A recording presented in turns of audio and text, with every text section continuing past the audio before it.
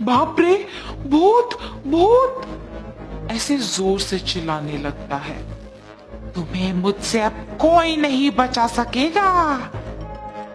और ऐसे वो भूत उसे गांव की सरहदों पे स्थापित उसके घर ले आती। कौन हो तुम? मुझे यहाँ क्यों लाई हो? तुम्हें नहीं पता कि मैं कौन हूँ?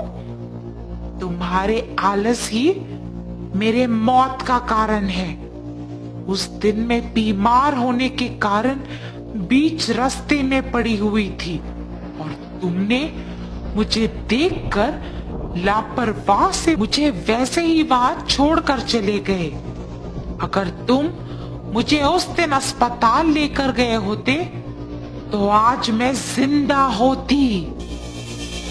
मुझे नहीं पता था कि तुम मर गए। अगर मुझे पहले पता होता तो मैं तुम्हें ऐसे नहीं छोड़ता। उस दिन के लिए मैं अब बदला लूंगी।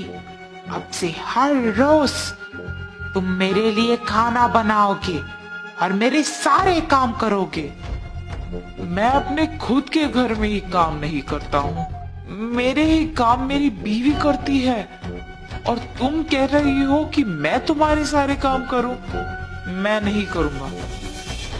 उसकी बातें सुनकर भूत को बहुत गुस्सा आता और वो उसका गला जोर से पकड़ लेती है।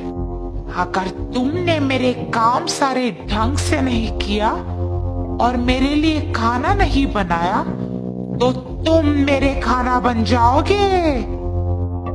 मुझे छोड़ दो, कृपया मुझे कुछ मत करो, मैं तुम्हारा कहाँ मानूंगा।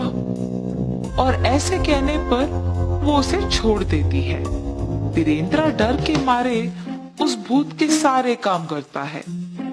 वीरेंद्र के माँ बाप और पत्नी सब्जी बेचकर जब घर लौटते हैं तो वीरेंद्र को वहां ना देख परेशान हो जाते हैं। वीरेंद्र, वीरेंद्र हर रोज तो इस समय में यही सोते रहता है, आज न जाने कहाँ गया। आप रुकिए ना ससुर जी, मैं बाहर जाके देख कर आती हूँ। सुचित्रा बाहर जाकर उसके सामने आए हर एक इंसान को उसके पति के बारे में पूछती है, लेकिन किसी को वीरेंद्र ना दिखने के कारण उसे कुछ नहीं पता चलता है और वो उसके घर निराश होकर वापस चली जाती है। ऐसे ही बहुत दिन गुजर जाते हैं। एक दिन सुचित्रा को एक आदमी मिलता है। सुनिए, क्या आपने मेरे पति को कहीं देखा है? हाँ, कुछ दिन पहले एक औरत उसे गांव की सरहदों के पास मौजूद उस खाली घर के अंदर ले जा रही थी।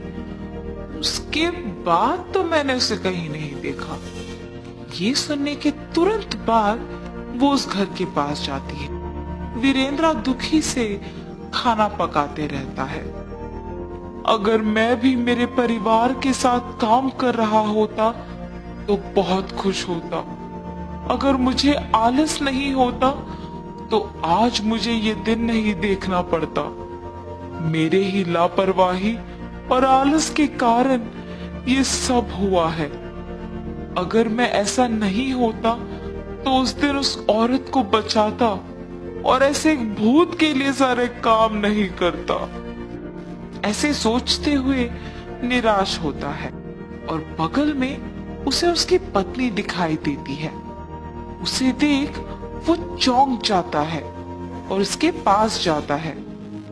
सुचित्रा, तुम यहाँ क्यों आई हो? पहले यहाँ से चले जाओ, चले जाओ तुम। अरे आप किसी को बताए बिना यहाँ क्यों आए हैं? ऐसे वो दोनों बात करते हैं और वहां वो भूत आती है। मेरे कारण तुम मर गई हो, इसमें मेरी बीवी की कोई गलती नहीं है, उसे कृपया कुछ मत करो। ये कह के उसकी बीवी को वो जो कुछ भी हुआ बताता है और उसे वहां से जाने के लिए कहता है।